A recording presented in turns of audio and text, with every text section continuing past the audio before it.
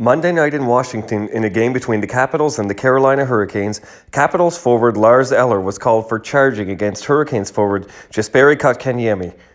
The play was called as a major and reduced to a minor after review. As the video shows, Kotkaniemi took a drop pass from teammate Martin Nietzsche. He was then chased by a Capitals player toward the boards.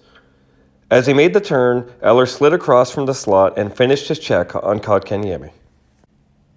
This angle shows how Eller never puts his stick on the ice and never makes any attempt at the puck. He's going all body all the way, which on its own isn't a penalty, but that mentality does produce habits that are more likely to lead to penalties, especially in an across-the-body approach like this. As it is, Eller does stay low and compact, and this particular check doesn't result in head contact. But if we're actually worried about safety, that alone shouldn't matter. From this angle of approach, you can't just happen to not hit the head. You have to be extra sure to intentionally avoid going through the head.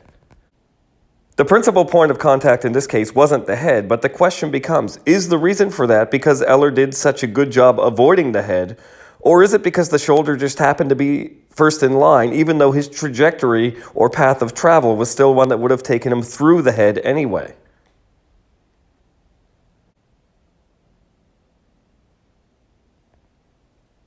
Eller turns to get out in front of Kotkaniemi, but then makes an intentional, significant change in course back toward him. That change in path of travel creates the potential element of danger in this play.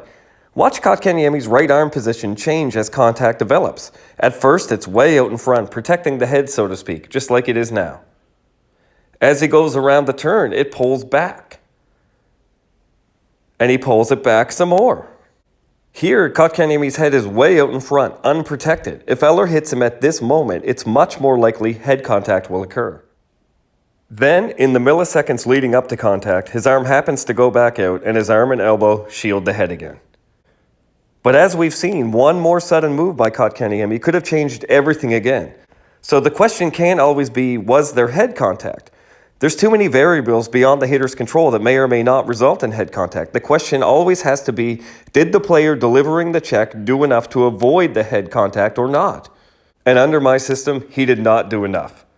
That intentional push off the right foot created needless momentum onto a path through the head that was only blocked by sheer luck of opponent positioning at the moment of impact.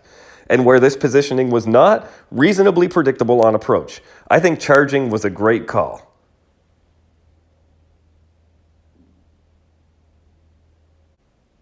Having said that, it's not the worst play by any means. He stayed low, he didn't explode or launch, he kept his elbow down, all that good stuff. His only two mistakes were avoiding the puck entirely and therefore taking a poor angle of approach.